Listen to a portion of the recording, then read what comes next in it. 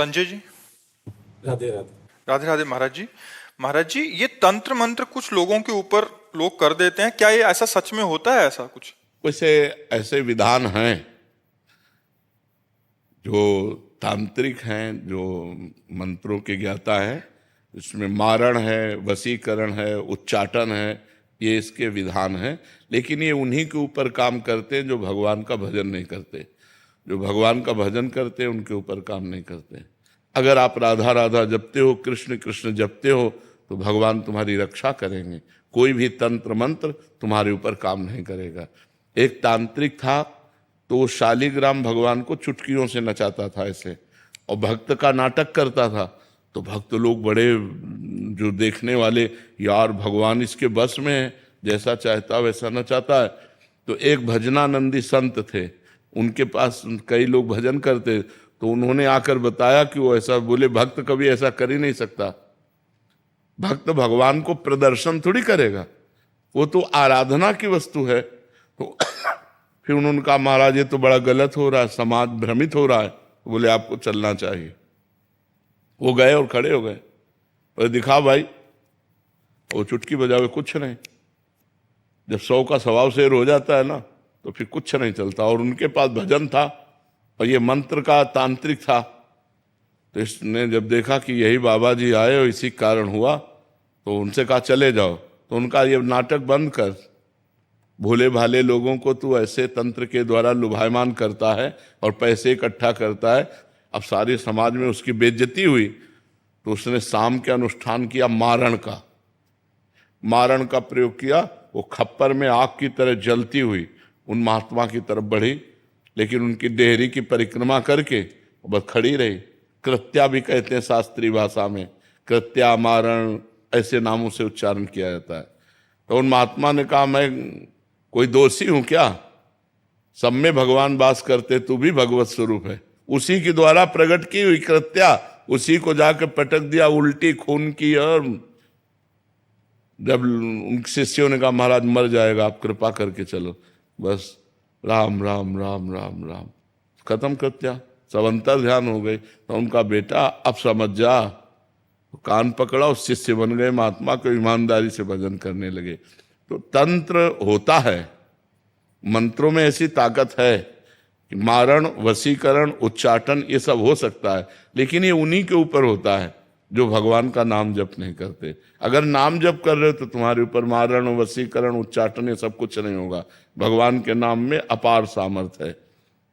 राक्षस लोग बड़े मायावी थे, लेकिन राम राम जपने वाले विभीषण के ऊपर कौन सी माया थी?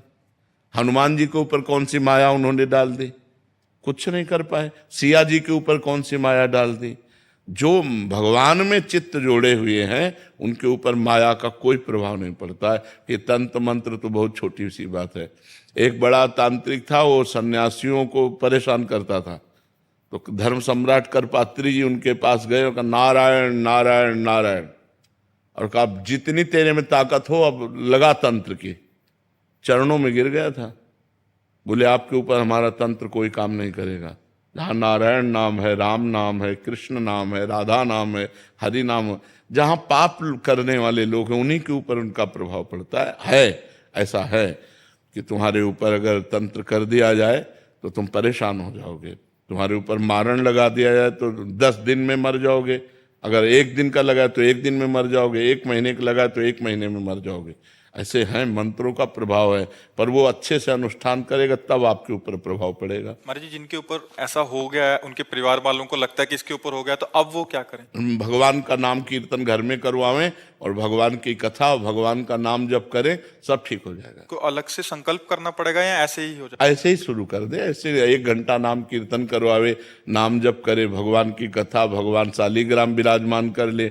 घर में नाम कीर्तन जिसमें होता है, नाम संकीर्तनम यस्य सर्व पाप प्रणाशनम, 1 घंटा नाम कीर्तन करे, कोई भी अमंगल नहीं होता। महाराज जी, अभी एक कोई जने आए थे, वो कह रहे थे कि इन पे ऐसा हो गया, तो हमने यही उपदेश दिया कि नाम, कह रहे कि नाम इनसे होता नहीं है नाम जप, और एक नाम सुनते हैं तो फिर बहुत विकल हो जाते हैं ये। मतलब जिन पे ऐसा हुआ है महाराज जी, वो सुनना भी नहीं चाहते जिसके ऊपर नहीं तो फिर यही तो दुर्गति है, यही तो दुर्गति है। तो मतलब उनको बिठा के ऐसा हाँ, बिठा के जबरदस्ती सुनाना चाहिए, वो निश्चित खत्म क्योंकि हो। उनको कह रहा है कि इनको कष्ट होता है कि जब नाम हाँ, कष्ट होगा, क्योंकि वो मंत्र का प्रभाव है, इसलिए उसके ऊपर है। नहीं तो नाम जप से भूत प्रेत उतर जाए, सब सब सब ठीक हो जाए। नाम जप में बड़ी सामर्थ्य है, बड़ी सामर्थ्य है। एक बार हम एमसी में थे तो एक को भूत आया, तो वहां लाए, तो हम कोई झाड़ना फूकना तो जानते नहीं, हम नाम जपना शुरू किया और चीखने लगा। हाँ महाराज जी, वो कह रहे थे कि और अब कहा इनसे दूर ले चलो, इनसे दूर ले चलो। हम कहा बैठल अब थोड़ी देर बैठा रहा, बोला हम जा रहे हैं। हम कहाँ जाओ? और ठाकुर जी को भोग लगा के जब जल चरणामृत और जल उनको दिया तो खत्म हो गया, चले। और ये अपवित्र आत्माएं होती हैं, अपवित्र जगह प्रवेश करती। पवित्र हम स्मशान में घूमे, कभी हमें भूत प्रेत कहीं कुछ नहीं। गंगा किनारे 20 साल रहे, गंगे किनारे ही रहे, कभी कोई ऐसा नहीं। तो नाम जप करो भगवान के नाम में, बड़ी भूत पिशाच निकट नहीं आवे। बहुत सिद्ध है, गोस्वामी जी ने सिद्ध अवस्था में, तुलसीदास जी ने ये लिखा है, हनुमान चालीसा। हाँ, भूत पिशाच निकट नहीं आवे, महावीर जब नाम नासय रोग हरे सब पीरा, जप निरंतर हनुमत। हाँ, जपत निरंतर हनुमत। हाँ, ये बात समझ लेंगे। महाराज जी, ज्योतिषी में विश्वास करना चाहिए कि ज्योतिष शास्त्र है। परीक्षित जी जन्म लिए थे तो जन्म से लेकर मृत्यु तक का निकाल दिया था उन्होंने, कि इनको तक्षक सर्प काटेगा, पूरा मृत्यु तक निकाल दिया था। पर ज्योतिष शास्त्र का ज्ञान हो तो ज्योतिष शास्त्र सत्य है, क्योंकि ज्योतिष शास्त्र है, कोई उसमें ऐसा नहीं। पर ज्योतिष शास्त्र का सत्य ज्ञान होना चाहिए। मतलब किसी को गलत उपदेश दे करके और उसको भयावह परिस्थिति में करके अर्थ लेने की वासना ना हो, और ज्योतिष शास्त्र का ज्ञान हो तो सही सटीक जन्म से मरण तक का हिसाब बता देगा। जन्म से मरण तक? हाँ, जन्म तक जिससे मरण तक का हिसाब बता देगा। ज्योतिष शास्त्र सत्य है, इसमें कोई संशय नहीं है। पर ये सिद्ध होना चाहिए, मतलब उसको उसका परिपक्व ज्ञान होना चाहिए। ज्योतिष शास्त्र ऐसे ऐसे विचार करने वाले, जैसे तुम्हारी भैंस खो गई और वो आपका विचार किए तो आपको बता देंगे कि आपके गांव में दक्षिण कोने में 3 घर के बाद वो बंधी हुई है, तो चले जाओ, उठा खोल लो। ऐसा है ज्योतिष ज्ञान। सब मतलब ऐसा नहीं, भगवान ने सब शास्त्रों की रचना की, पर उसका सम्यक ज्ञान होना चाहिए। सम्यक ज्ञान होने से ही उसको जैसे हम किसी शास्त्र के अनुमानता, तुम्हारी जी सिद्धि, जैसे किसी के मन की बात पढ़ लेना, या हाँ, ये भी सिद्धियां हैं, ये भी सिद्धियां। ये स्वतः अंदर आ जाती। हाँ, अगर हम वो मंत्र सिद्ध किए हुए हैं तो आप जो ये, अच्छा आपका ये नाम है, आप अमुक जगह से आ रहे हैं, आप ये सोच कर आ रहे हैं, तो आपके होश उड़ जाएंगे। पर इन सब सिद्धियों को प्राप्त करने वाला भगवान को नहीं प्राप्त कर सकता।